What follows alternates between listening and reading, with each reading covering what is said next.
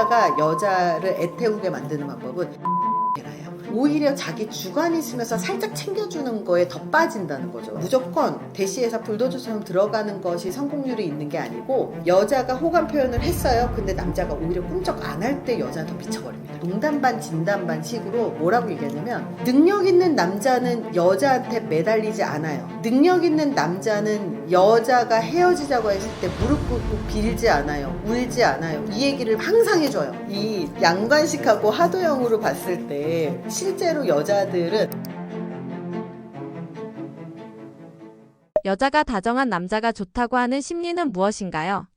여자들 100이면 100 다정한 사람이 좋아요. 이거는 100이면 100이에요. 그러면 다정한 사람이면 다 맞춰줘야 되는가? 이런 생각을 하거든요. 근데 오히려 이런 분들이 빠지게 되는 남자들이 진짜 다정함이라고 얘기하는, 막 자꾸 눈치 보고 하는 게 아니라 오히려 자기 주관이 있으면서 살짝 챙겨주는 거에 더 빠진다는 거죠. 왜냐면 남녀관계가 썸이라는 게 뭐예요? 확실하지 않은 관계잖아요. 불안한 관계잖아요.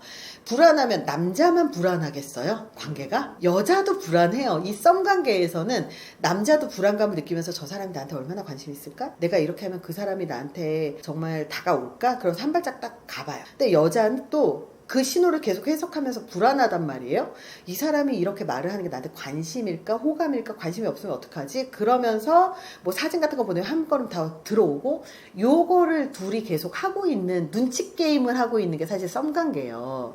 그래서 언제 사람들이 마음이 제일 애가 타냐면, 남자도 이 여자가 리액션이 있다가 리액션이 뚝 끊겼을 때 되게 불안하고 애가 타잖아요. 그리고 이 여자가 다른 남자를 만나는 것 같거나, 아니면 이 여자가 다른 사람들이랑 잘 노는 것 같아 보인다거나, SNS를 보면서, 혹은 이 여자가 내가 카톡을 보냈는데 이 여자분이 답을 좀 늦게 한다거나 이러면 되게 애가 탄단 말이에요. 근데 여자도 마찬가지예요. 여자도 이 남자가 계속 나한테 카톡을 보내고 계속 대시하고 계속 호감 표현을 해요. 그러면 어떻게 될까요? 이 불안이 안심이 되죠. 아, 얘는 확실하게 나한테 관심 있네. 그럼 관심이 떨어져요. 근데 이 사람이 나한테 관심이 있는 것 같긴 한데 확실하진 않아. 이 상태일 때 여자는 빠져들게 돼 있어요. 그래서 언제 여자들이 빠지냐면 헷갈릴 때요. 언제 헷갈리냐면, 나한테 관심이 하나도 없어 보여. 근데 왜 모임 같은 데서 나한테 관심이 하나도 없어 보이는데 나한테만 딸기우유 주면서 너 딸기우유 좋아하잖아. 딱 주고 가잖아요. 그럼 그때부터 얘는 일주일간 잠을 못 자요. 쟤가 나한테 관심이 있었나? 다른 사람은 안 주고 왜 나한테만 줬지? 이런 것들. 그리고 친구 관계처럼 만났는데, 예를 들어서 데이트할 때만 가는 되게 분위기 좋은 데로 데려갔어. 예를 들어서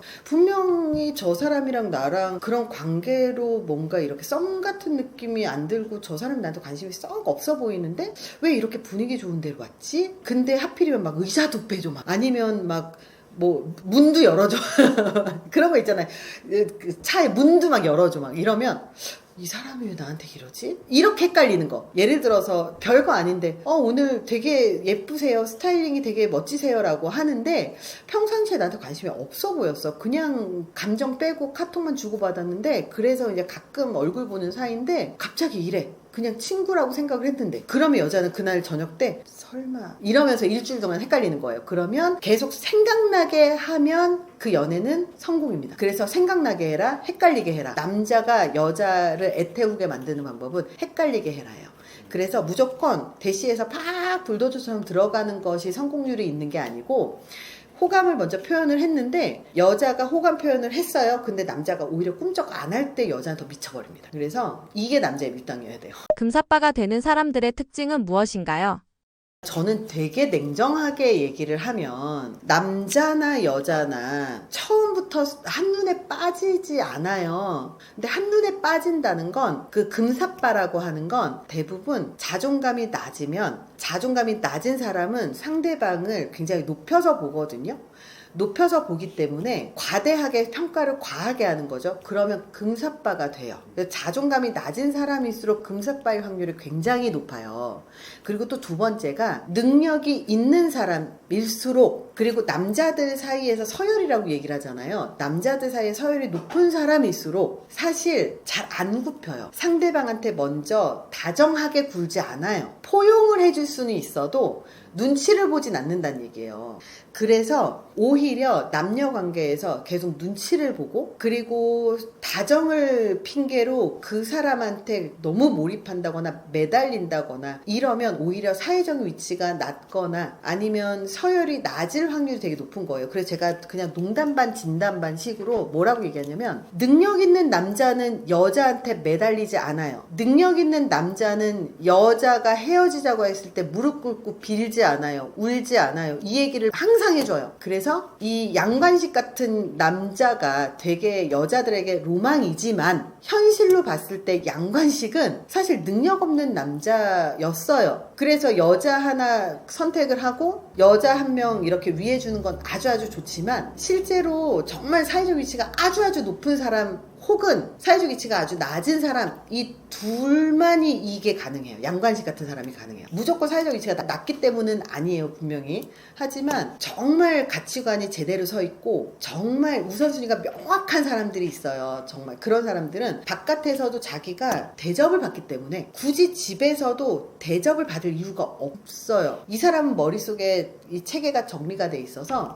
집에서는 내 식구를 무조건 내가 품어야지, 이렇게 생각이 있는 사람들이 있어요. 근데 정말 괜찮은 사람들은 자기의 커리어를 포기하면서까지 그렇게 하진 않는다는 거죠. 그래서 그런 것들은 좀 구분해야 되지 않을까. 폭삭 속았수다 양관식을 이상형으로 뽑는 여자들이 많이 있는데 실제로는 더 글로리의 하도영 같은 스타일을 좋아하지 않나요?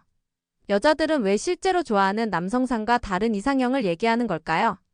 이 양관식하고 하도영으로 봤을 때 실제로 여자들은 하도영한테 다 몰려요. 근데 이제 하도영을 자기가 선택을 해놓고 양관식처럼 해주길 바라니까 불행하다고 느끼는 거예요.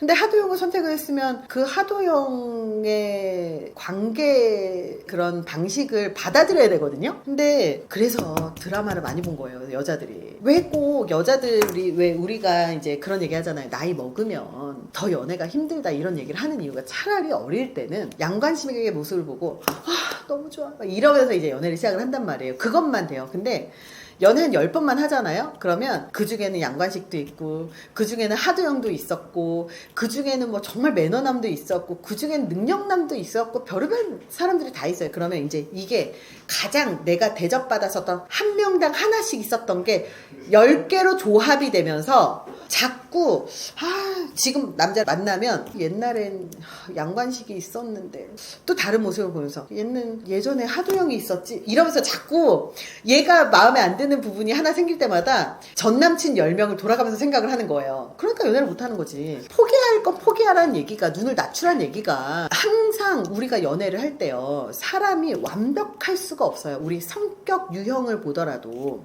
우리 MBTI는 다 하니까 외향성이면 내향성까지 발달하는 경우가 없어요. 예를 들어서 되게 밝고 그리고 사람들하고 잘 지내. 그러면 필연적으로 혼자 있는 시간을 별로 즐기지 않을 가능성이 높아요. 감수성이 예민하지 않을 가능성이 높아요. 그러면 이게 높으면 이게 반드시 낮을 수 있거든요. 예를 들어서 꼼꼼해요. 그럼 꼼꼼하고 완벽주의자 성향이에요. 그럼 느릴 수밖에 없어요. 이건 필연적인 거거든요. 근데 사람들은 꼼꼼하면서 빠르길 원해요. 절대 같이 공존할 수 없는 거를 원하기 때문에 그렇게 그 공존할 수 없는 거인지조차 인지하지 못하는 경우가 굉장히 많아요. 그래서 제가 연애 상담을 하다 보면 본인이 원하는 이상형이 예를 들어서 굉장히 마초남, 테토남이라고 하잖아요. 테토남을 좋아해. 테토남을 좋아하는데 이 사람이 좀 굉장히 도덕적이며 그리고 규율을 좀 잘 지키고 그리고 선을 좀 잘 지키길 원해요. 근데 이 두 개가 양립할 가능성이 아예 없는 건 아니지만 한번 생각해 보세요. 정말 남자다운 그 테토남이 어떤 경우에는 왜 테토남이에요? 하는 거야 그냥. 이 마인드가 있는 자신감 있는 사람들이잖아요. 그리고 굉장히 행동력이 강한 사람들이란 말이에요. 근데 행동력이 강한 사람들인데 행동력이 강하다 보면 뭐 하나 놓칠 수 있어요. 꼼꼼하지 않으니까. 행동이 먼저 나가니까. 그러면 이 놓칠 수 있는 게 있다라는 걸 자각해야 되는데 행동력 있는 테토남을 좋아하면서 꼼꼼한 것까지 다 챙기기 원하면서 다정한 것까지 원해요. 존재하지 않아요, 세상에. 존재할 수가 없어요. 그렇기 때문에 연애를 못하는 경우들이 많고 제가 이 부분을 항상 지적을 해주는 거예요. 왜 세상에 존재하지 않는 사람들을 원하니? 근데 여자만 그런 게 아니고 남자도 똑같아요. 제가 어느 정도까지 봤냐면 어떤 분이 본인은 여자분이 20대였으면 좋겠대요. 본인 40대야. 근데 본인은 20대를 만났으면 좋겠대요. 근데 20대인데 이왕이면 성숙했으면 좋겠고 생각이 깊었으면 좋겠고 그리고 얼굴도 예뻤으면 좋겠대요. 근데 한번 생각을 해보세요. 제가 지금 나이가 많으니까 그나마 그 수없이 많은 시간이 있었기 때문에 인간으로서 많은 경험을 해서 성숙해질 기회가 있었고 생각이 깊어질 기회가 있었고 그랬던 거예요. 근데 만약에 이 성숙도 그대로 20대가 가능할까? 애늙은인데? 불가능하지 않나요? 정말. 근데 외모도 예뻐야 돼. 그러면 그런 성숙도 외모까지 예쁘신 분들은 어렸을 때 가정환경이 불우했을 가능성도 높고 아니면 힘든 삶을 살았을 가능성이 되게 높겠죠. 왜냐하면 인간의 성숙도라고 하는 게 얼마나 좌절을 겪었느냐하고 함께 가기 때문에. 그래서 그런 사람을 원하는데 만약에 그런 사람이 외모까지 꾸밀 수 있을 만큼 경제적 여유가 있을까요? 불가능하겠죠. 그래서 그런 거를 원하시는 분들이 생각보다 되게 많아요. 그래서 그런 잘못된 지점들을 설명을 해주는데 그거를 받아들일 수 있으면 이제 연애나 결혼이 가능한 거고 받아들이지 못하시는 분들은 대부분 못 만나시더라고요. 바람을 잘 피우는 사람들의 공통점이 있을까요? 그러니까 불륜을 사람들이 요즘 진짜 너무 많이 해가지고 저는 진짜 너무 힘들어요. 근데 불륜이 그냥 좀 뭐랄까 제가 그 컨텐츠를 했다가 당신 컨텐츠 때문에 불륜 알아버렸잖아 이것까지도 저는 얘기를 들었어요. 불륜을 저지르는 사람에게 공통적인 게 일단 첫 번째가 제가 속옷 얘기를 한 적이 있어요. 속옷. 그러니까 결혼을 하면 속옷 별로 신경 안 쓰거든요. 근데 속옷을 위아래로 맞춘다거나 속옷을 새로 사야 된다고 한다거나 새로 자꾸 속옷을 사려고 해. 그러면 사실 속옷은 집에서나 보여주는 거고 남편이랑 아내 사이에서는 속옷 그렇게 중요하지 않거든요. 근데 속옷이 되게 중요합니다. 두 번째는 바람을 피우는 분들은 외모 관리를 되게 많이 해요. 왜 외모 관리를 하냐면 결혼 생활을 오래 하신 분들은요 사실 외모 관리를 좀 안 하잖아요. 그래서 살도 좀 찌시고 그리고 피부도 푸석푸석 하시고 머리도 이제 염색을 좀 안 하시고 막 이런 분들이 되게 많거든요. 그래서 결혼 생활을 오래 하셨다가 헤어지신 분들이 보면 외모를 딱 보면 저분 결혼 생활 한 20년을 했겠다 이런 외모들이 풍기고 또 활력이 없어요. 근데 불륜을 하시는 분들은 참 희한하게 외모 관리를 되게 잘하세요. 근데 우리가 결혼을 했냐 안 했냐 이 둘을 봤을 때 결혼을 하신 분들은 약간 외모 관리가 좀 떨어지는데 싱글들은 좀 더 어려 보이고 좀 더 젊어 보이고 좀 더 활력이 있고 좀 더 외모 관리가 잘 돼 있잖아요. 그래서 더 어려 보이잖아요. 똑같아요. 불륜도 결국은 연애거든요. 연애를 하시는 분들은 외모 관리를 할 수밖에 없어요. 그래서 몸매 관리를 하고 갑자기 다이어트를 한다거나 아니면 옷을 산다거나 예쁘게 꾸민다거나 갑자기 뭐 속옷이나 옷을 막 산다거나 화장품을 산다거나 뭐 이런 것들. 그래서 이런 경향성이 되게 많이 있고 그리고 불륜하시는 분들이 이성에 관심이 되게 많아요. 보통 결혼 생활 잘 하시는 분들은 이성에 관심이 좀 잘 없어요. 이성에 관심이 많다라고 하는 게 뭐냐면 이렇게 같이 부부가 지나가더라도 저 여자 되게 예쁘게 생겼다 저 남자 되게 멋있게 생겼다 라든지 아니면 저 되게 예쁘다 라든지 이런 거에 관심이 많아요. 근데 부부들은 사실 그게 중요하지 않잖아요. 공동의 목표는 같이 잘 살아서 가정을 잘 꾸려서 애들 잘 키워서 뭐 돈 잘 모아서 집 사고 이게 목표란 말이에요. 이성에게 관심이 생기지 않아요 대부분. 근데 이성이 자꾸 관심이 생겨요. 지나가다가 저 사람 괜찮다 저 사람 어떻지 뭐 이런 경우들도 많고 그리고 또 하나가 바람을 잘 피시는 분들은 되게 이기적인 사람들이 되게 많아요. 되게 이기적인 사람들. 그래서 상대방의 입장을 이해를 좀 잘 못한다거나 아니면 공감 능력이 많이 떨어진다거나 그런 분들이 되게 많고 그리고 상대방의 희생이 너무 당연하거나 그런 분들이 되게 많아요. 그래서 이런 분들 그리고 또 충동 조절 어떤 분들은 왜 되게 유명한 이런 대사들 되게 많잖아요. 사랑은 교통사고 같은 거야. 이런 얘기 들으면 진짜 이 뱃속에서부터 분노가 올라오지 않나요? 불륜이 사랑이고 불륜이 교통사고 같은 거야 라고 얘기하지만 이 말의 의미는 충동 조절이 안 된다 이 말이거든요. 충동 조절이 안 됐다라는 얘기 바꿔 말하면 뭘까요? 성욕 조절이 안 됐다. 그래서 이 성욕 조절이 안 되시는 분들이 사실 바람으로 넘어갈 가능성이 되게 높아요. 근데 성욕 조절도 사실 여자분들 같은 경우는 사실 토이를 쓴다거나 그런 경우들이 그렇게 많지는 않은데 남자들 같은 경우는 되게 쉽게 해소할 수 있잖아요. 그래서 와이프하고 해결이 안 되면 그냥 쉽게 혼자 해서 해결하시는 분들도 있어요. 그럼 그런 분들은 사실은 오히려 바람 안 피시는 분들이 있거든요. 근데 꼭 이런 성욕 해소를 이성하고 해야 된다 이렇게 생각을 하시는 분들이 되게 많아요. 그래서 그런 분들은 이제 불륜으로 좀 많이 넘어가고, 바람 잘 피시는 분들이 사실 아까도 이제 잠깐 언급했는데 물건들이나 새로운 것들이나 개방성이 높은 사람들, 그러니까 새로운 물건을 자주 산다거나 새로운 시도를 하는 걸 좋아한다거나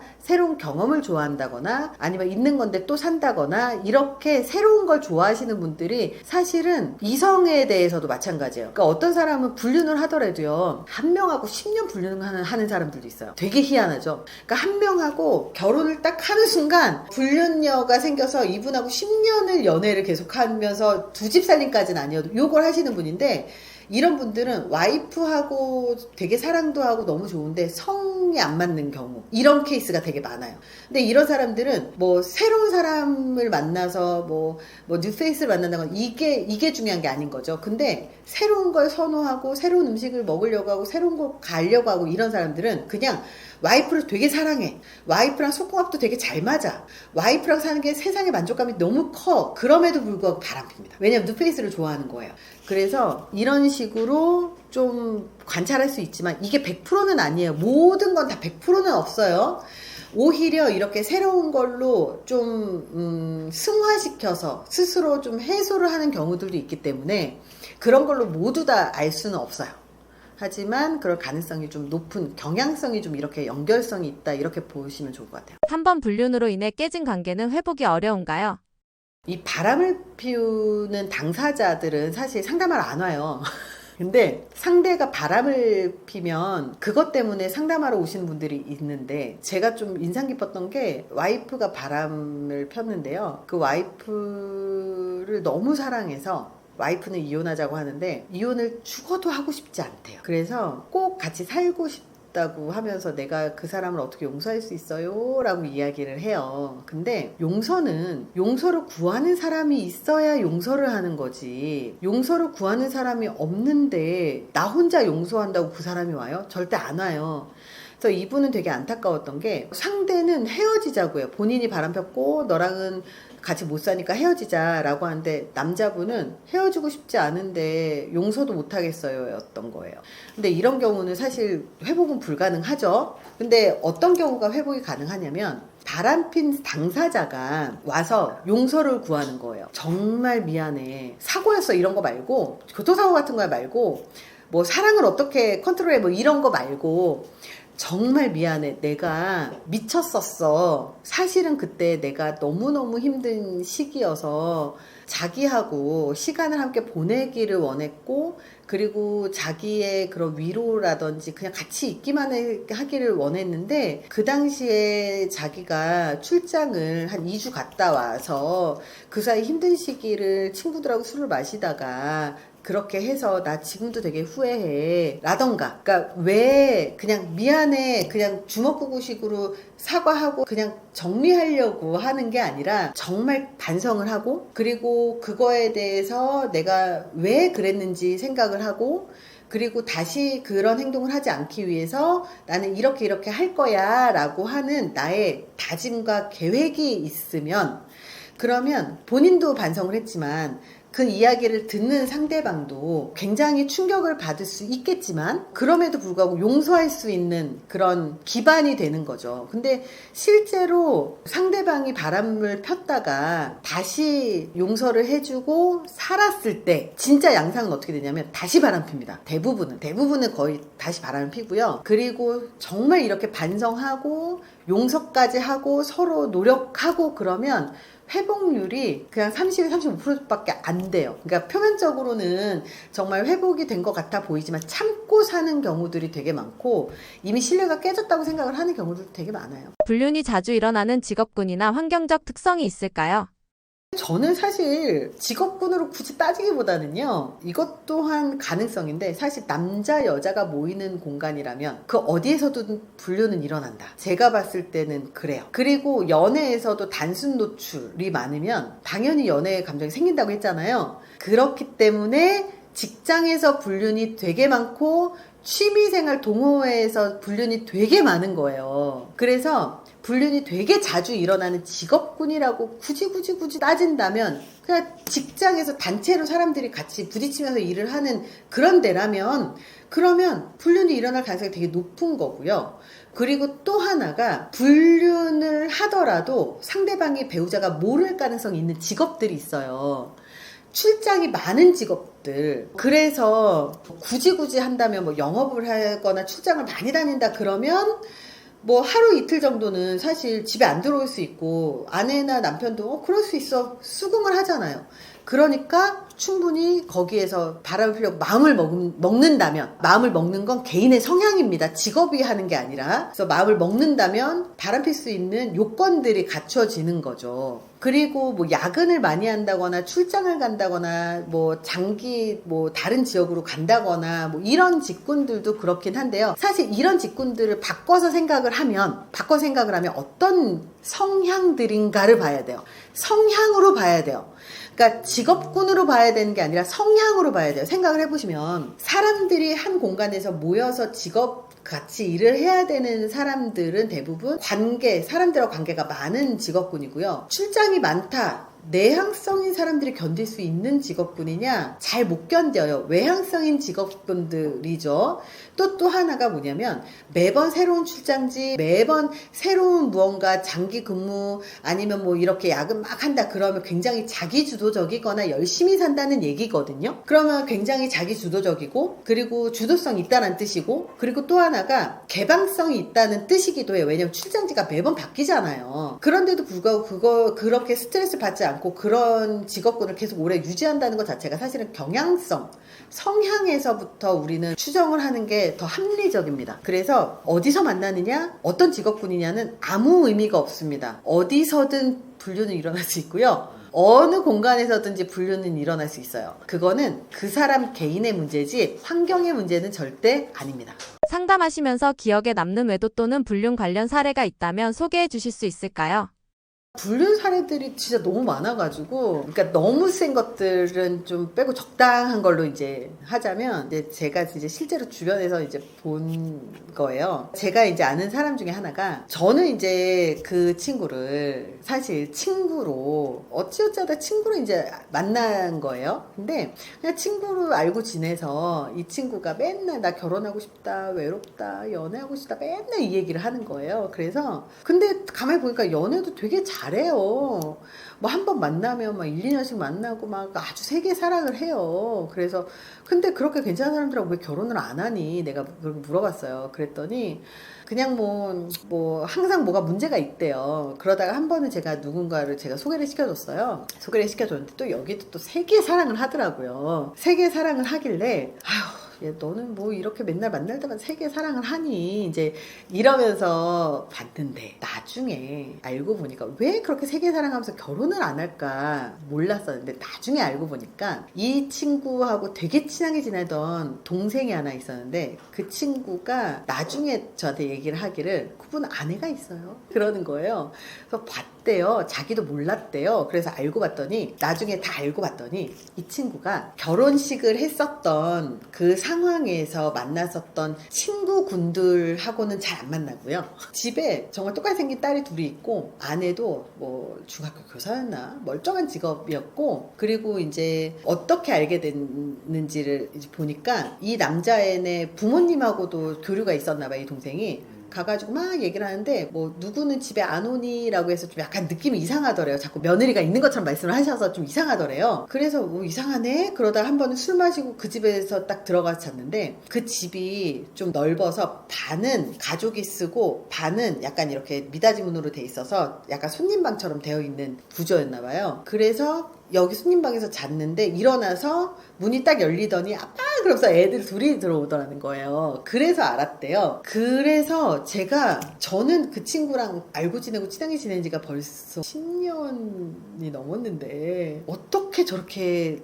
모든 사람한테 정말 같이 알고 있는 그 모든 사람한테 결혼 사실을 한 번도 티도 안 내고 심지어 술도 맨날 밤새 마시러 다니고 정말 나와 술을 밤새 마셨던 그 수없는 날들이 진짜 한두 해였냐고. 술을 마시면 새벽 5시, 6시까지도 술을 마시고 술 마시고 해외도 가기도 하고 자기 해외 출장도 가기도 하고 막 이런 것들을 너무 많이 봤으니까 상상도 못 했었던 거죠. 그래서 와 정말 이렇게 결혼을 해서 가족과 함께 살면서도 그렇게 모든 사람에게 가정을 속일 수 있구나도 처음 알았고, 그리고 아무리 바람을 펴도요 결혼하신 분들은 친구들한테는 가정 있는 걸 얘기하거든요. 실제로 친구들한테는 결혼했다는 사실을 얘기를 해요. 그래서 그렇게 바람을 친구들한테는 알리지만, 가족이 있는 거 알리지만 친구들이 그냥 모른 척 해주고 하는 경우들은 있어요. 그리고 바람을 피는 상대방도 모르는 경우들도 많잖아요. 근데 어떻게 모든 친구들에게 결혼을 안 했다고 속일 수 있을까? 이거는 좀 되게 좀 신선했어요. 그럴 일들이 별로 없으니까. 그래서 이제 그런 경우들도 좀 있었어요. 그래서 이거는 뭐 너무 제가 가까이서 봤으니까 좀 이거는 좀 신기하더라고요. 근데 이거 말고도 바람을 피는 사람들이 와이프한테 되게 잘해요. 이걸 진짜 정말 모르거든요. 그러니까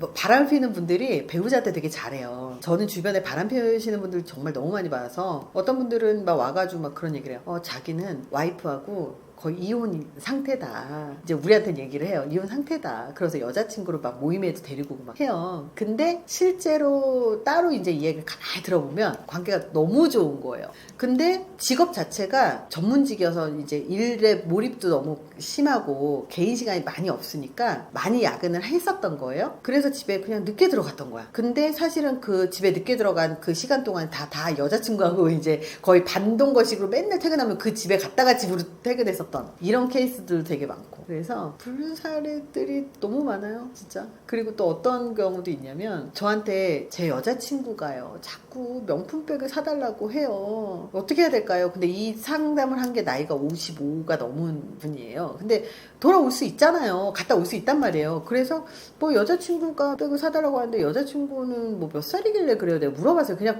툭 던져서 물어본 거예요. 그랬더니 20대라는 거예요.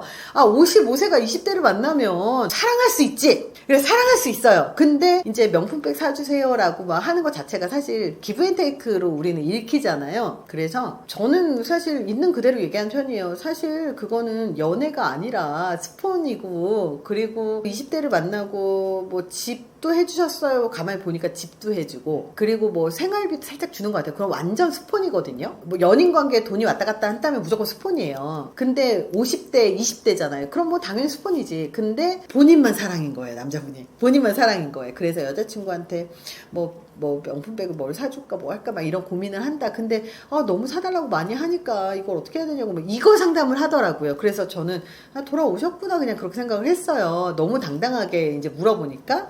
왜 그걸 당당하다고 하냐면 제가 개인 모임이 있을 거 아니에요. 그러니까 개인 모임이라는 게 사모임 말고 그냥 모임들이 좀 있어요. 그 모임에서 만난 사람이고, 그래서 사실 자기 불륜 얘기를 난 상담할 리는 없다고 생각을 했었던 건데 알고 봤더니 아내분이 계시더라고요. 아이들도 다 컸더라고요. 그래서 생각보다 그냥 여자친구 한두 명이 있는 게 너무 많아요 지금. 그래서 너무 충격적이다 이런 게 이제는 무감각해진 것 같아요. 근데 남자분들 같은 경우는 사실 가정 깨려고 바람피는 경우들은 없어요. 왜냐면 남자분들 같은 경우는 사실 새로운 에너지, 그리고 새로운 뭔가 그런 자극, 그리고 성과 관련되어 있는 해소, 그리고 재미 이런 느낌이 좀 더 많아요. 남자들의 그런 분류는 정말 세기의 사랑 뭐 정말 홍상수, 김민희 막 이런 느낌이 그렇게 많지는 않아요. 그리고 만약에 이혼하고 불륜녀하고 결혼을 하는 경우들도 있거든요. 근데 그런 거는 내 언니하고 결혼하기 위해서 이혼을 하는 게 아니고 내 언니랑 사귀고 있는데 그냥 이혼을 한 거예요. 그러면 내 언니하고 다시 뭐 재혼을 한다거나 아니면 그냥 재혼을 안 하고 그냥 연인으로만 사귀는 경우들 되게 많아요. 근데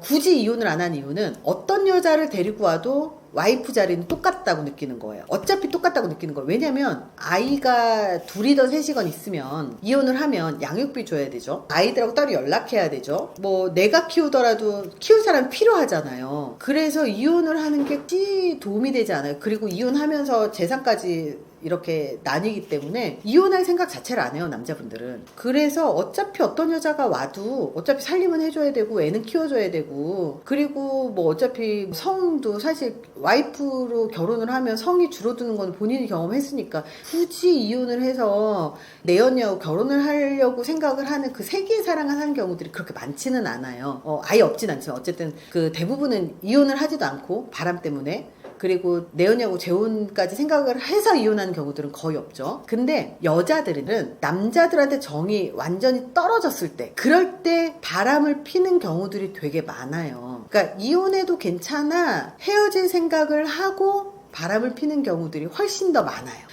근데 그것도 요즘에 양상이 조금 달라진 게 몇 년 전만 해도 나는 뭐 이혼해도 괜찮아 이런 분들만 바람을 폈다면 지금은 그냥 너무 주변에서 바람 피는 게 일상이니까 그럼 나도 한번 만나볼까? 약간 이런 식으로 만나서 연애하다가 헤어지는 케이스들도 생각보다 되게 많더라고요. 그래서 왜 여자들이 또 바람을 그렇게 쉽게 피냐면 남자들이 생각을 할 때 쉬운 여자의 순서가 1위가 유부녀예요. 왜냐면 남편이 있다, 골키퍼가 있어서 못 들어가는 게 아니라 남편이랑 있어도 결혼 생활을 오래되면 외로울 것이다, 성관계 안 할 것이다. 그러니까 쉽다라는 인식이 있어요. 그리고 두 번째가 남자들이 생각하는 쉬운 여자 두 번째가 돌싱녀. 그러니까 돌싱이라고 해서 쉬운 건 절대 아닌데도 그래도 남자랑 결혼에 살아보고 그래서 쉽다라고 느끼는 사람들도 있는 것 같아요. 근데 이것도 요즘엔 좀 양상이 좀 많이 바뀌었어요.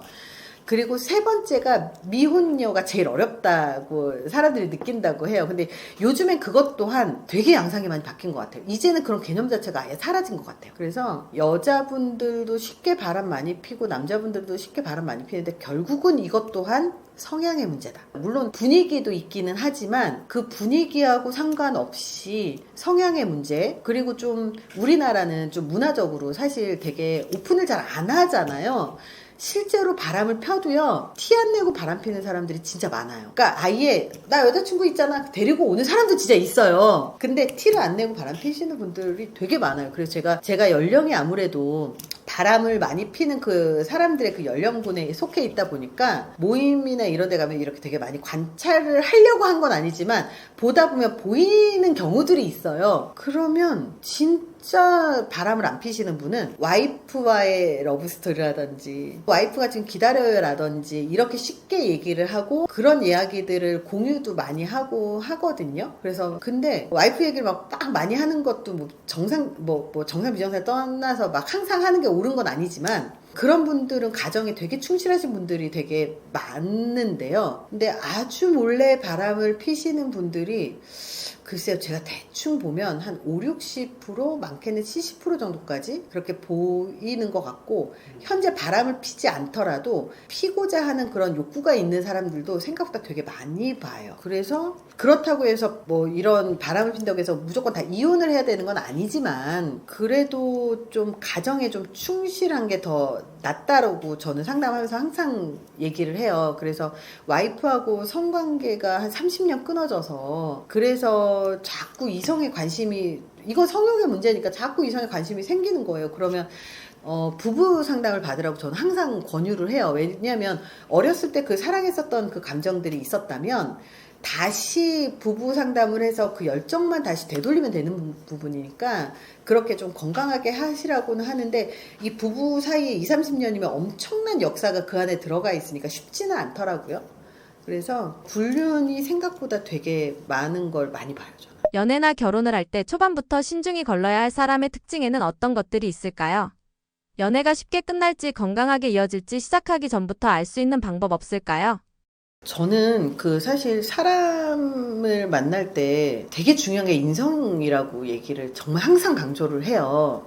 왜 그러냐면 생각보다 자기의 생각 관리나 감정 관리나 자기 통제력이 없는 사람들이 의외로 많고, 생각보다 이런 심리적인 문제가 있는 사람들이 되게 많아요. 정말 많아요. 그래서 제가 좀 걸러야 되는 그 사람들의 유형이 나르시시스트. 굉장히 이기적이고 자기중심적인 사람들이에요. 사실 나르시시스트도 자존감이 굉장히 낮은 사람들입니다. 그리고 소시오패스. 소시오패스는 오히려 자존감이 높은 경우들이 많아요. 근데 이 소시오패스는, 그러니까 나르시시스트는 자기중심적이고 이기적이어서 사람들을 착취하고 이용하는 사람이라면, 소시오패스는 자기의 목적에 따라서 상대방을 감정을 이렇게 활용해서 착취하는 스타일이고, 그리고 요즘에 되게 많이 나오는 게 스토킹, 가스라이팅, 데이트 폭력, 이 세 가지의 문제가 있잖아요. 사실 스토킹도 폭력이고요, 가스라이팅도 폭력이고요, 데이트 폭력도 폭력이에요.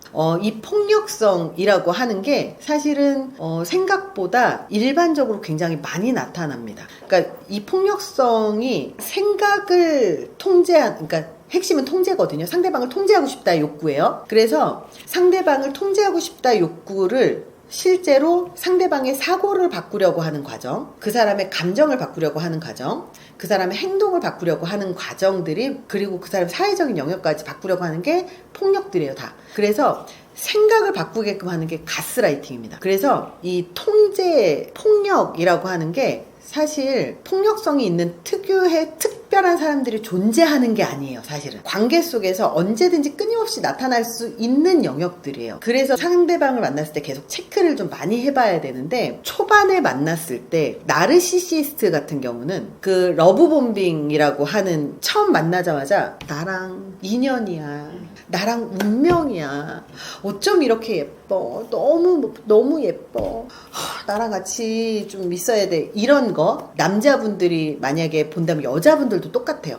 너무 멋있다, 정말 우리는 운명인가 봐, 그러면서 여자가 맨날 연락하고 막 빠져서 막 좋다고 하고, 그러면 남자는 이게 웬 떡이야, 나한테 고백도 하고 좋다고 하고, 세상에 이렇게 감정 표현을 나한테 해주는 이런 사람이면 나 꼭 잘해야지, 이런 생각 하거든요. 근데 이게 나르시시스트들이 실제로 굉장히 외모도 되게 예뻐 보이고 되게 멋있어 보이는 직업을 갖고 있는 경우들도 굉장히 많고, 그리고 상대방, 특히 소시오패스나 나르시시스트들, 이 사람들이 상대방을 만났을 때 굉장히 그 사람의 마음을 얻는 방법을 쉽게 알아요. 금방 알아요. 그래서 상대방의 마음을 얻는 것 중에서 특히 남녀 관계에서는 너 너무 멋있다, 진짜 괜찮다, 우리 운명해, 이렇게 플러팅을 굉장히 빠르게 해요. 그렇게 해서 빨리 친해지는 거죠. 그리고 두 번째가 경계를 자꾸 넘어오는 경우들이 있어요. 그러니까 경계가, 우리가 흔히 말하는 선 있잖아요. 선이 있어야 되는데 만난 지 얼마 안 됐어요. 근데 어린 친구들 사이에서는 이런 일들이 종종 있는데요.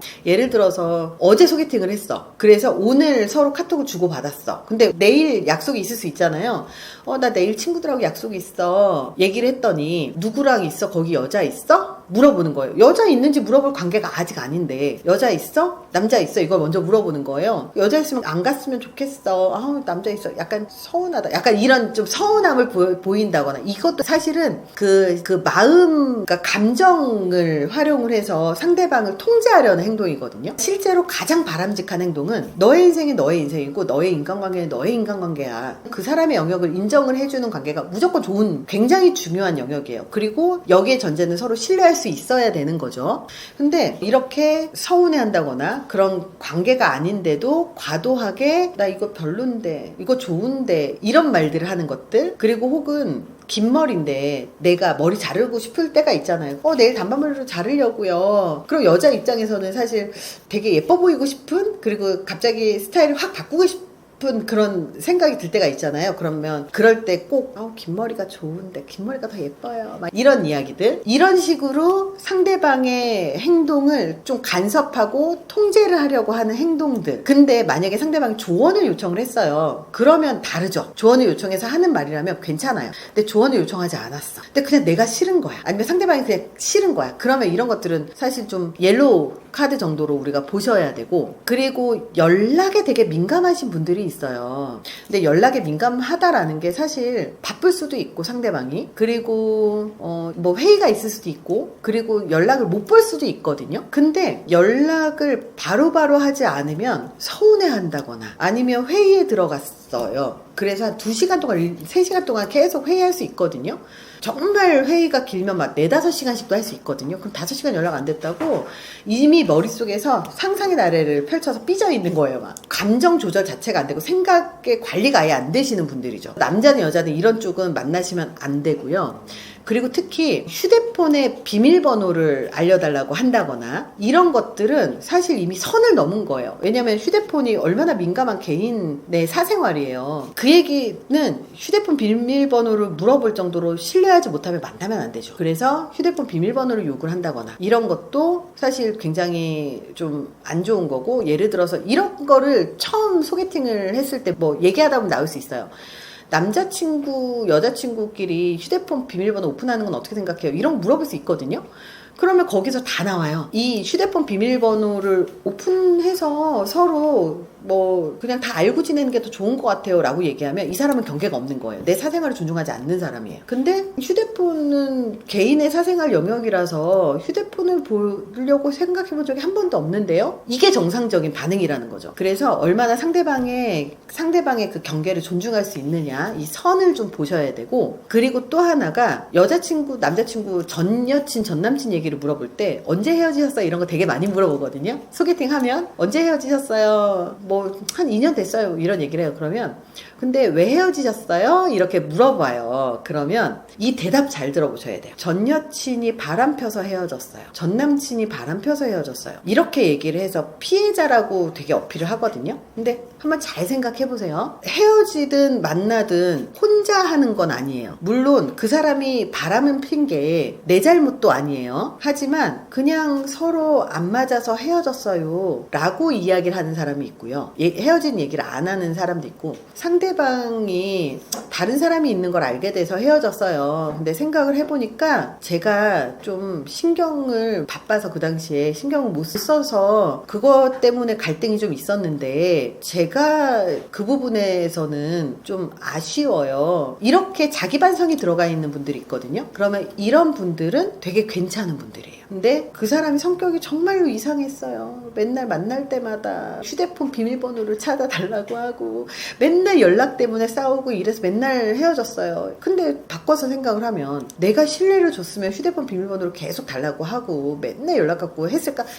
그럴 수도 있겠지만 이럴 수도 있는 여러 가지 가능성은 존재하기 때문에 무조건 한 사람의 탓만은 아니라는 거죠. 그래서 그런 관점에서도 봐야 된다는 거. 그래서 무조건 남 탓, 세상 탓, 환경 탓, 상황 탓을 하면 그 사람은 앞으로 살면서 무엇을 하든 되는 일은 없을 거예요. 그러니 전 애인하고 헤어졌을 때 어떻게 헤어졌어요만 질문을 해도 사실은 답은 어느 정도 나와요. 얼마나 책임을 회피하는가, 전가를 하는가, 그리고 갈등 해결을 제대로 못하는가, 이런 것들이 나오게 되는 거죠. 그래서 이렇게 자기 반성이 없는 사람들은요, 다시 만나더라도 같은 이유로 헤어집니다. 그리고 또 하나가 충동 통제력과 감정 통제력은 되게 중요한 문제예요. 그래서 너무 좋아서 몰입할 수도 있어요. 사람은 누구나. 너무 좋으면 애가 타고 보고 싶고 궁금하고 왜 이렇게 연락이 안 오지? 막 연락 좀 했으면 좋겠고 이게 누구나 좋아하면 생기는 일들이에요. 하지만 우리는 이 감정이라고 하는 게 제어가 불가능한 영역이 아니에요. 너무 애가 타지만 우리가 이렇게 막 연락해서 왜 연락 안 되냐고 할 관계는 아니잖아? 그럼 참을 수 있어야 돼요. 그 참을 수 있고 상황 판단할 수 있어야 되는데 지금 만나고 사귄 지 지금 일주일도 안 됐어.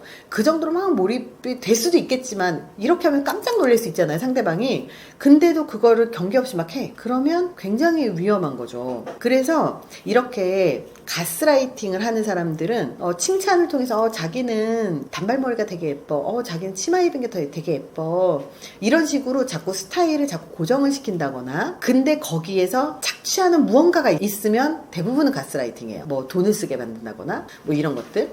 그리고 데이트 폭력도 사실은 마찬가지예요. 데이트 폭력도 이 때리는 폭력성도요, 사실은 폭력성이 어떻게 흘러가냐면 제일 첫 번째로 때리거나 말로 하는 폭력성이 가장 첫 번째로 드러납니다. 왜냐하면 상대방을 통제하고 싶은데 상대방이 정말 자율성을 가진 한 존재라는 사실을 사람들이 인지는 하고 있지만 통제하고 싶거든요. 그러면 제일 먼저 빠르게 나오는 게 언어폭력과 신체폭력이에요. 이 두 가지가 먼저 나와요. 그렇게 먼저 나오는데 사회가 언어폭력과 신체폭력이 허용이 안 되는 사회로 넘어갈수록 가스라이팅으로 넘어가 버리는 거예요. 그래서 요즘에 가스라이팅이 빈번해지는데 왜 하필이면 데이트 폭력이 언어 폭력과 신체 폭력이 되게 많을까? 그거는 자기 통제력, 즉 감정 통제력과 충동 통제력 이 두 가지가 안 되기 때문이에요. 그럴 때 이렇게 데이트 폭력 같은 문제가 많이 나와요. 데이트 폭력이 꼭 남자만 하는 게 아니에요. 여자의 데이트 폭력도 굉장히 많습니다.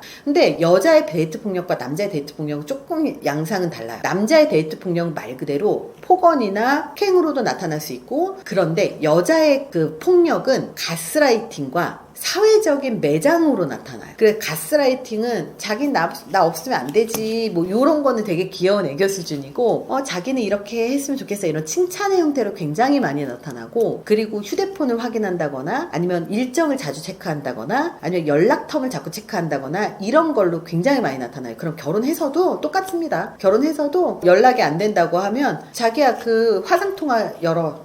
실제로 회사에서 회식인데요, 화상통화로 와이프한테 보여줘야 되는 분들 의외로 되게 많아요. 그러니까 이런 것도 사실은 통제를 하고 있는 한 영역인 거죠.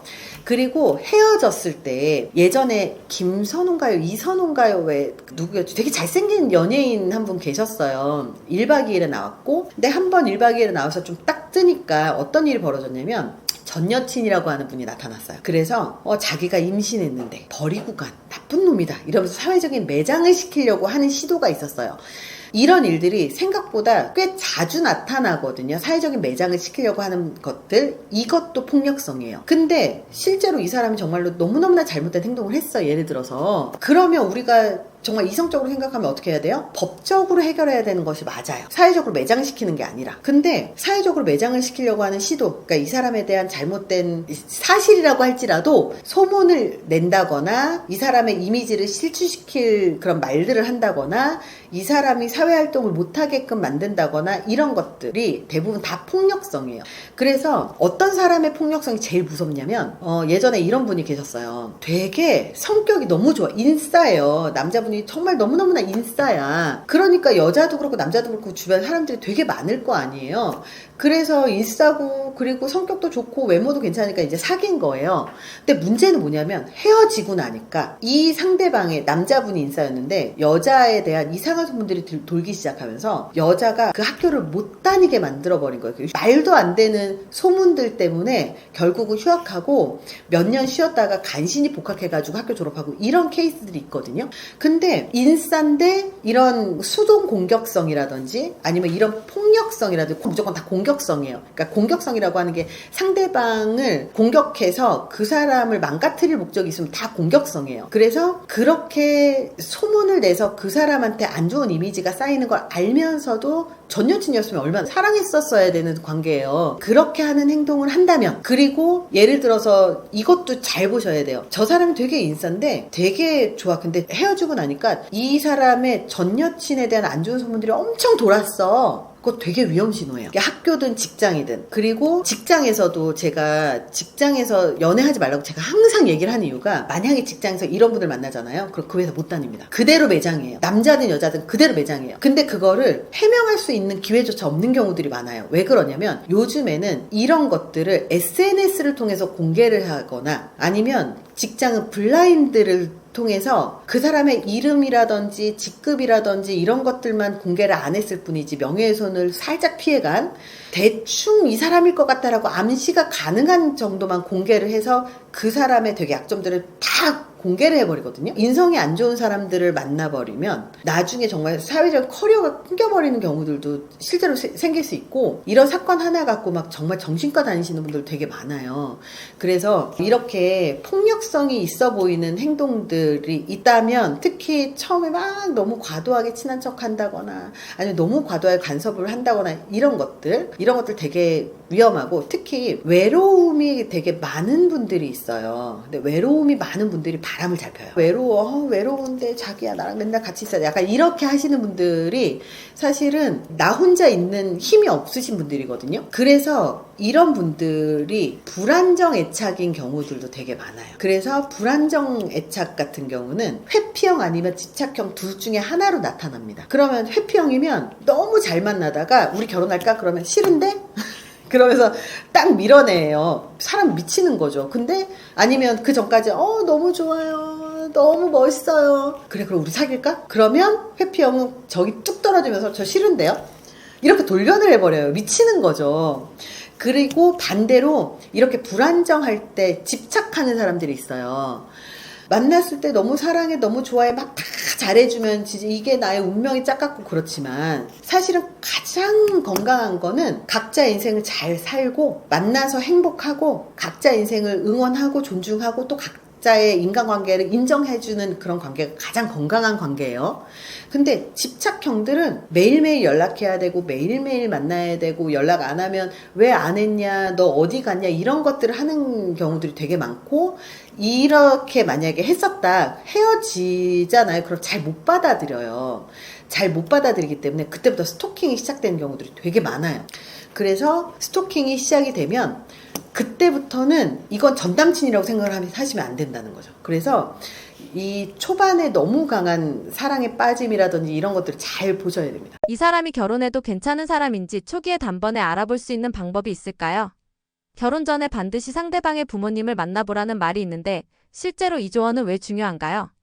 사실 되게 사소한 거에서 되게 알아봐야 되거든요. 근데 그 사람의 인성이 꼭 훌륭해야 된다 뭐 이런 거는 아니에요. 그러니까 사람은 뭐든지 다 완벽할 수는 없어요. 뭐 가치관이라든지 아니면 뭐 방향성 다 다를 수 있으니까. 근데 뭘 자주 봐야 되냐면 결혼을 한다는 건 함께 산다는 거예요. 함께 살려면 제일 첫 번째가 자주 싸웁니다. 자주 싸울 수밖에 없어요. 같이 사는데 생활 습관이 달라. 이 사람은 올빼미형이고 이 사람은 뭐 아침 새벽형이야. 아침형 인간이고 저녁형 인간이야. 그러면 갈등 생겨요. 그럼 그 갈등을 어떻게 해결하느냐. 그리고 그 해결하는 방법이 대화로서 가능하느냐. 대화로서 가능하다는 얘기는 문제를 수용하고 내가 변화할 의지가 있느냐. 이게 첫 번째고 두 번째는 얘기를 했을 때 어떤 사람들은 말 자체를 시작하지 않는 경우들이 있어요. 근데 말을 해서 그 이슈로 대화가 가능하다는 것.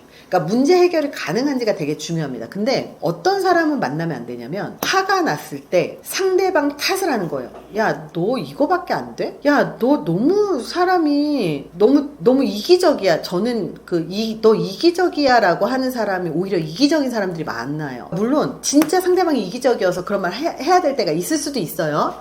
근데 이기적이야, 너 이기적이야 라는 말을 반복적으로 자주 쓴다. 그러면 오히려 이게 가스라이팅일 수 있습니다. 그래서 상대방을 비난하는 사람들, 너 때문이야, 네 탓이야, 너만 잘하면 돼. 이 얘기는 나는 전혀 문제가 없거든? 너만 잘하면 돼. 이런 태도를 갖고 있는 사람들은 안 돼요. 그러면 결혼을 해서도 계속 누군가 한 명은 계속 희생하는 프레임으로 가야 되는 거예요.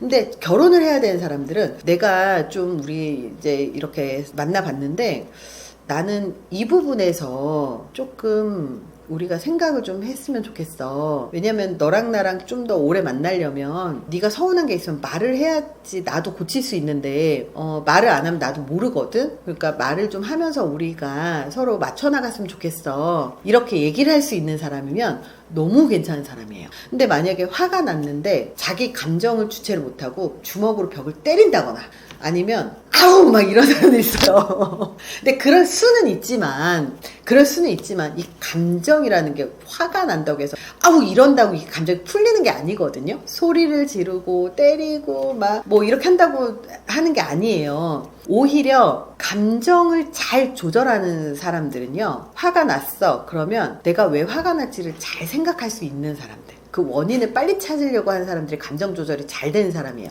근데 화가 났을 때 주먹으로 때려 막 이런 분들은 결혼 후에는 더 강도가 세집니다. 더 빠르게 세져요. 그래서 이런 분들은 안 돼요. 그리고 여자분들 같은 경우도 조곤조곤 말을 되게 잘하세요.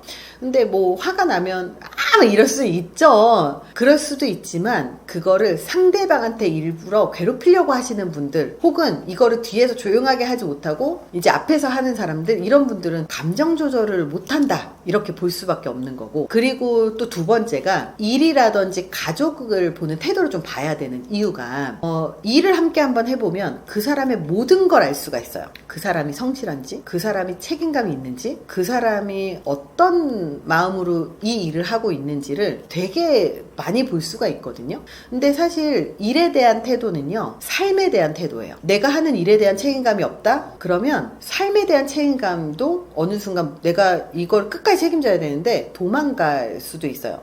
예를 들어서 회사에서 일을 하다가 사고를 쳤어. 그러면 정말 훌륭한 태도는 뭐예요? 그 마지막까지 수습을 하는 게 정말 훌륭한 태도죠? 근데 죄송합니다, 실수했으니까 사직하겠습니다, 사직서를 내고 도망가 버려요. 이 사람 뭐예요? 회피형이란 얘기예요. 절대 이 무언가를 끝까지 책임을 지지 못한다는 얘기예요. 그러면 그 얘기는 뭐예요? 결혼에서도 뭔가 문제가 생겼어요? 그러면 끝까지 책임지고 해결하지 않고 도망간다는 얘기입니다. 그래서 일에 대한 태도를 보시는 게 되게 중요하고, 남자 여자 다 똑같아요. 그리고 두 번째는 가족에 대한 태도를 보시는 게 되게 중요해요. 어떤 분들은 가족이 되게 우선순위인 분들이 있어요. 되게 중요한 일입니다. 왜냐하면 일하고 가족 중에서 우리의 인생은요, 항상 우선순위의 문제인 거예요. 그러면 일도 되게 중요하고 가족도 되게 중요해요. 그러면 여기에서 선택을 할 때 뭘 선택을 하는 게 더 옳으냐는 본인의 가치관에 따라서 달라요.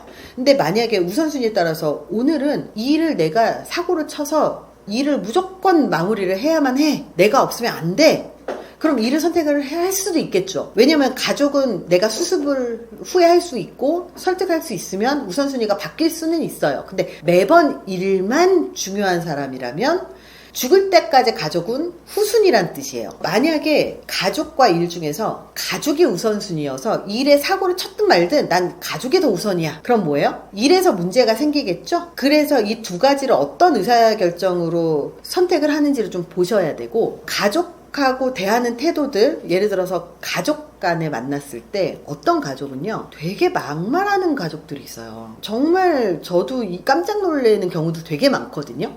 정말 너무 막말하는 가족들도 있고, 가족들끼리 서로 아무리 가족들이라고 하더라도 서로 말을 조심하는 가족들이 있어요. 그러면 가족들 중에서 서로 말을 조심하는 가족은 내 새로운 가족이 생겨도 말을 조심합니다. 그래서 가족한테 하는 태도가 사실은 나에 대한 태도라는 거를 보셔야 됩니다. 요즘 제일 많이 나오는 것 중에 하나, 그러니까 요즘은 아니죠, 예전에 한참 되게 많이 나왔었던 것 중에 하나가, 결혼해서 집 비밀번호를 시어머니 시아버지한테 오픈한 남편, 이 이슈가 되게 많았는데, 그것 또한 경계나 우선순위를 제대로 선택을 하지 못하는 거거든요. 가족이 결혼하기 전에는 원가족이 우선순위였다면 결혼하고 나면 내 아내, 남편이 우선순위여야 돼요. 남자든 여자든. 근데 그 우선순위를 바꾸지 못하잖아요. 그러면 평생을 이 순위로 살아야 되는 거예요. 그래서 일이나 가족이나 가족 간의 관계나 이런 것들을 좀 봐야 되고요. 그래서 이 사람이 우선순위를 조정할 수 있는 능력이 있는지 보셔야 되고, 또 한 가지가 거절했을 때의 태도예요. 우리 오늘 장어 먹으러 갈까? 남자분이 만약에 이렇게 얘기를 했어요. 그랬더니 여자분이 오늘은 좀 매운 거 먹고 싶어. 거절이잖아요. 그랬을 때, 거절했을 때 태도를 보면 되게 그 사람의 모든 걸 알 수 있어요. 그래, 알았어. 그러면 장어는 다음에 먹자 라든지, 근데 나 오늘 장어 진짜 먹고 싶은데 장어 먹고 매운 거 먹으러 가면 안 될까? 라든지 이렇게 하면 돼요. 아니면 그래, 알았어, 뭐 딴 거 먹지 뭐, 이렇게 조율하면 되는데, 왜 싫은데 장어 먹으러 가자, 장어 먹어야 돼 오늘, 그러면서 상대방이 싫다고 하는데도 계속 우겨서 결국은 끌고 가시는 분들이 있어요. 거절을 받아들이지 못하시는 분들, 앞으로 살면서 내가 다 맞춰줘야 되기도 하고, 맞춰준 걸 더 넘어서 상대방이 나를 조정합니다. 그래서 가스라이팅을 할 가능성도 굉장히 높아지는 거죠. 그래서 진짜 괜찮은 사람인지 아닌지는 갈등, 일과 가족을 대하는 태도, 그리고 싫다고 했을 때 거절을 존중하느냐 존중하지 않느냐의 태도, 이것들을 좀 많이 보셔야 관계에서 정말 장기적으로 서로 오랫동안 만날 수 있는지 없는지가 결정이 됩니다. 많은 커플들이 결혼 준비 과정에서 헤어지는 이유가 무엇일까요? 언제 많이 깨지냐면 그 결혼 날짜 잡고 본격적으로 그 같이 사는 공간을 꾸미는 혼수, 같이 뭔가를 결정해야 되는 결혼, 이거는 진짜 말 그대로 양가의 일을 조율해야 되는 순간이잖아요. 여기에서 되게 많이 깨지는 이유가, 연애할 땐 둘만 결정하면 돼요. 그래서 둘이서 좋은 데 가고 데이트하고 맛있는 거 먹고, 오늘은 니네 집에 가서 인사하고 내일은 우리 집에 가서 인사하고, 여기까지는 되게 단편적이에요. 근데 이제 혼수를 준비하고 집을 준비하고 그리고 결혼식장을 준비하면 이제는 둘만의 문제가 아니라 양가 가족까지 고려한 의사결정을 해야 되는 거예요.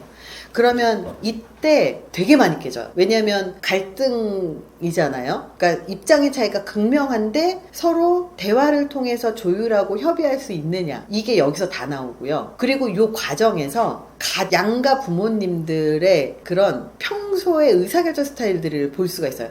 내가 여기에서 유지야, 여기에서 무조건 해야 돼, 약간 조율을 안 해주려고 하는 그런 것도 있을 수 있어요. 그러면 거기서 깨지고, 그리고 예를 들어서 혼수 준비할 때도 마찬가지. 혼수 준비할 때도 나는 스타일러가 꼭 필요할 것 같아. 자기야, 스타일러가 뭐가 필요해? 아니야, 나 살 거야. 자기야, 이거 필요하지 않아. 그러다가 스타일러 하나 때문에 헤어져요. 그래서 이게 사실 가장 마지막 관문이더라고요. 보니까 앞으로 그렇게 결정해야 될 게 많으니까. 최근 데이트 폭력이나 극단적 범죄로 이어지는 사건이 많아졌는데, 이런 사람과 안전하게 이별하는 방법에는 어떤 것들이 있을까요? 저는 이런 상담 종종 받아요. 그러니까 여자분들이 무서워서 전화를 해요. 그 사귈 때도 되게 폭력성이 좀 있었고 그래서 헤어져야 되는데 어떻게 해야 될까요? 그러면 일단 사실 제일 첫 번째는 변칙을 먼저 얘기를 해요. 제일 첫 번째 변칙을 좀 얘기를 해줘요. 왜냐면 안전하게 하려면 상대방이 먼저 정이 떨어져야 되거든. 사실 제일 좋은 방법은 상대방이 나에 대한 정이 좀 떨어져야지 돼요. 그러면 상대방이 나에 대한 정이 떨어지려면 사실 이런 거 있잖아요. 남자도 되게 싫어하는 거. 자기야, 나 자기랑 진짜 결혼하고 싶은데 서울에 30평대 아파트 사올 수 있어? 나 호텔에서 프로포즈 받고 싶은데 명품백도 다들 사주던데 나는 에르메스였으면 좋겠어. 막 이런 거 있잖아요. 이런 것들을 평상시에 얘기를 하는 거야. 어차피 사귀는 사니까 정이 떨어졌어도 이렇게 하면 남자가 아무리 그래도 여기서 정이 차츰차츰 떨어지면 최고! 이건 진짜 최고! 그리고 만약에 남자가 집착이 좀 있었어요. 그래서 여자가 일을 할 때 계속 전화해가지고 일 못하게 했어. 그러면 똑같이 해주는 거예요. 자기야, 나 지금 뭐 하고 있는데 자기 어때? 자기야, 나 지금 이런데 어때? 그리고 계속 연락을 하는 거야. 그렇게 똑같이 하는 그 거울 반응하는 것도 방법이 있어요. 근데 이것도 되는 사람이 있고 안 되는 사람이 있어요. 되는 사람들은 그렇게 했을 때 진짜 폭력이 진행이 돼서 막 정말 마음에 안 들면 계속 때리는 경우면 이렇게까지 하면 사실은 되게 안 돼요. 근데 가끔 폭력성이 이제 나오고 평상시에 되게 좋은 사람 코스프레를 하는 사람들이 있거든요. 그럴 때는 미리미리 이렇게 복선을 깔아놓으면 제일 좋고요. 그리고 그럼에도 불구하고 정식으로 헤어지자고 말을 해야 될 것 같아. 아니면 진짜 정말 머리 써서 정말 뭐 바람필 수 있게끔 열어준다던가 뭐 이래도 괜찮은, 정말 정식으로 헤어져야 될 것 같아. 그러면 어떻게 해야 되냐면 절대 만나서 이별 통보하지 마세요. 정말 괜찮은 분들이 항상 이별 통보는 만나서 해야 된다라는 강박이 있어요. 근데 이렇게 폭력성이 있으신 분들과 만나서 이별 통보를 해서 생기는 부작용이 훨씬 큽니다. 왜냐하면 이별을 한다라는 건 이미 이 사람이 나의 통제 밖으로 벗어난다는 거고, 폭력성은 내 통제 안에 두기 위한 행동이에요. 내가 때려서라도 내 말을 듣게 하기 위한 행동이기 때문에, 헤어지자는 말은 내 통제를 벗어난다는 선언이기 때문에 절대 만나서 이별 통보하시면 안 되고요. 평상시에 집착 성향 굉장히 많았을 거예요. 그리고 만약에 주변의 친구들하고 폭력 성향이 있는 남자친구하고 친하게 지냈다 그러면 헤어지자는 말을 하기 전에 친구들한테, 정말 평상시에 정말 친한 친구들한테는 연락해서 미안한데 나 지금 헤어지려고 하는데 혹시라도 남자친구가 혹은 여자친구가 연락이 오면 그냥 연락 끊어졌다고 해줘. 해서 연락이 끊어졌다고 해버리고, 만약에 그렇게 못하잖아요. 그럼 그냥 전화번호를 바꿔버리라고 저는 얘기를 해요. 전화번호를 아예 바꿔버리고 SNS 싹 지워버리고 나를 찾을 수 있는 방법이 아예 없게끔 만들으라고 얘기를 해요. 왜냐면 폭력성 있으신 분들이 어떤 방식으로든 계속 찾아가요. 이 스토킹을 되게 많이 하거든요. 그래서 SNS를 찾아서 얘가 지금 어디 있는지를 찾기도 하고요. 요즘에 인공지능이나 이런 것들이 너무 발달해 있어서 만약에 내가 사진을 찍어서 지형이 보이잖아요. 그럼 인공지능에다 올리기만 해도 내가 지금 어디 있는지가 확인이 돼요. 되게 무서운 겁니다. 그래서 집에서든 어디서든 사진 찍어서 SNS에 올리지 말라고 하는 게 위치가 공유되지 않게끔 하라고 하는 이유가 되게 쉽게 파악하기 때문이에요. 그래서 집으로 만약 교류를 했으면 집 앞으로도 찾아올 거 아닙니까? 그래서 이별을 하기 전에 일단 집을 옮겨라, 휴대폰 번호를 바로 바꿔라, 친구들한테 미리 조언을 구하거나 내 상황을 얘기할 것 같은 사람이 있으면 미리 섭외를 다 끝내놓고, 그게 아니다 그럼 이 친구들하고도 아예 연락을 싹 끊는다고 생각을 해야 돼요. 그렇게 하고 이별 통보를 하고 그리고 아예 세상에서 사라지는 방식으로 해야 되게 안전한 경우들이 굉장히 많습니다. 그래서 이렇게 하시는 게 가장 좋고요. 그럼에도 불구하고 이걸 다 못할 수 있어요. 엄마 아빠랑 같이 살아서 엄마 아빠한테 얘기해서 이사를 못 가는 경우가 있어요. 그러면 우리 집 앞으로 찾아오거나 스토킹이 시작이 될 수 있습니다. 그러면 중요한 건 한 번 찾아왔을 때는 괜찮지만 두 번, 세 번 찾아왔을 때 그때 내가 정확하게 나는 너랑 헤어질 거야. 나 너한테 전혀 흔들릴 일이 없어. 절대 네가 붙잡아도 나 너한테 가지 않아 라고 명확하게 선을 긋고 이별을 다시 한번 얘기를 해야 되는데 하고 나서도 계속 찾아오잖아요. 그러면 경찰 부르셔야 됩니다. 이렇게 스토킹이라든지 아니면 이렇게 집 앞에 찾아와서 계속해서 매달리고 폭력 성향이 평상시에 보였던 사람이라면 공권력이 투입이 돼서 경찰이 이런 행동은 스토킹입니다, 싫어합니다, 하지 마세요라고 하면 좀 약한 단계의 폭력성이나 스토킹 기질이 있는 사람들은 여기서 멈춰요. 다시 못 와요. 무서워서. 근데 좀 강성이 있어요. 그러면 더 찾아옵니다. 이럴 때 진짜 이사 가셔야 돼요. 근데 이렇게 계속 찾아오고 그러잖아요. 그러면 증거를 다 모아서 그냥 경찰 신고만 하는 게 아니라 경찰 신고하고 고소하는 거하고 두 가지 방식이 있는데, 경찰 신고는 전화하면 그 파출소에서 바로 경찰관들이 와서 그 자리에서 여기 있지 마세요, 돌아가세요라고 해서 경찰 기록을 남겨줍니다. 경찰 기록 남기는 게 목적이에요. 이거는 경찰 기록을 남겨줍니다. 신고하실 거예요? 네. 그럼 경찰 그 파출소에 나오셔가지고요 적으셔야 돼요. 그래서 몇 번 찾아왔는지를 계속 기록을 남기셔야 돼요. 이 기록이 남겨져 있어야 이 기록을 근거로 나중에 이 사람을 고소를 할 수가 있어요. 근데 왜 고소를 하느냐? 경찰이 출동하는 단계에서는 이게 잘못된 행동이라고 인지는 하지만 내가 사랑이 너무 커서 그렇다고 얘기를 해요. 하지만 그렇다고 우리나라 법이 잡아가지 않아요. 절대. 다 풀어줍니다. 그래서 뭐 팔찌 같은 거, 뭐 우리 시계 같은 거 하잖아요. 근데 이런 거 사실 위험해요. 어차피 이거 한다고 안 찾아오지 않아요. 요거 갖고 안심할 거 하나도 없어요. 그래서 친구네 집으로 피신해 있으라고 하는 경우들도 전 되게 많이 합니다. 그래서 신고를 해서 계속 기록을 남기시고 그 기록을 바탕으로 두 번째, 고소를 하기 위해서요. 협박 혹은 스토킹. 근데 스토킹은 되게 처벌이 약해요. 그래서 이 사람이 등장함으로 인해서 내가 신변의 위협을 느꼈다라고 하는 카톡이나 그런 증거들을 만들어 놓으셔야 돼요. 그래서 우리가 정말 너무 무서우면 친구한테 연락하잖아요. 친구야, 나 지금 누구가 또 와가지고 나 무서워 죽겠어. 쟤 사귈 때도 이런 폭력 성향 보여가지고 나 진짜 되게 무서웠는데 이번에 큰맘 먹고 헤어졌는데 계속 찾아와서 우리 집 불 지를까봐 진짜 무서워. 평상시에도 우리 집 불 지른다는 얘기 진짜 많이 했었는데. 그리고 정신과를 가서 정신과 상담을 받고 약도 드시고, 이런 기록들이 남아있어야 협박이라든지 아니면 이런 걸로도 또 할 수 있는 그 가능성이 좀 생기는 거죠.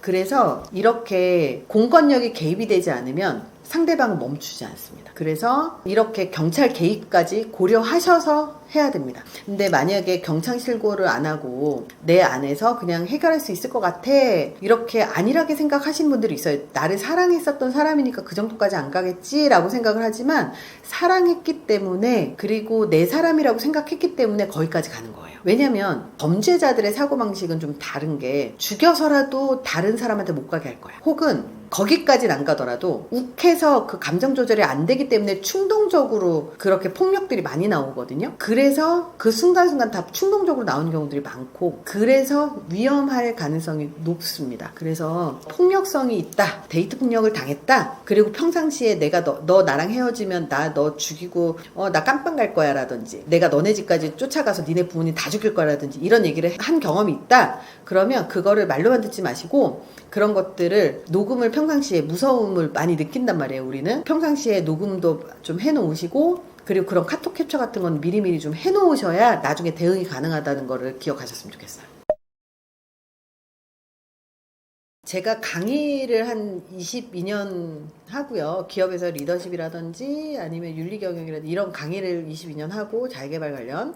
그리고 지금 최근에는 심리학으로 결혼정보회사를 지금 현재 운영을 하고 있습니다. 심리학으로 결혼정보회사를 한다는 게, 저희 회사에 가입을 하신 분들은 다 심리 진단을 받아서 성향이라든지 가치관이라든지 이런 정서 관련 체크를 모두 하고 난 다음에 가입을 하셔서 저희가 인성까지 검증한다라고 이야기를 하고 있고요. 그리고 성향까지 고려해서 매칭을 해주고 있는 결혼정보회사입니다. 그래서 저는 사실 이런 그 강의라든지 결혼정보회사까지 하면서 항상 제가 강조하는 게, 이런 도덕적인 기준을 지키는 것도 되게 중요하고, 그리고 이왕이면 결혼을 하시고 연애를 하고 사랑을 한다면 이 사랑을 유지하고, 그리고 굉장히 행복한 결혼 생활을 하는데 되게 중요한 역할을 한다고 생각을 하거든요. 그래서 행복하게 사랑하고 행복하게 결혼하고 행복하게 결혼 생활하면서 또 인생이 좀 발전하실 수 있는 그런 다양한 역할을 하고 있는 것 같습니다. 그래서 저희 심리학자 차이언 채널에서는 연애, 그리고 인간관계, 그리고 자기개발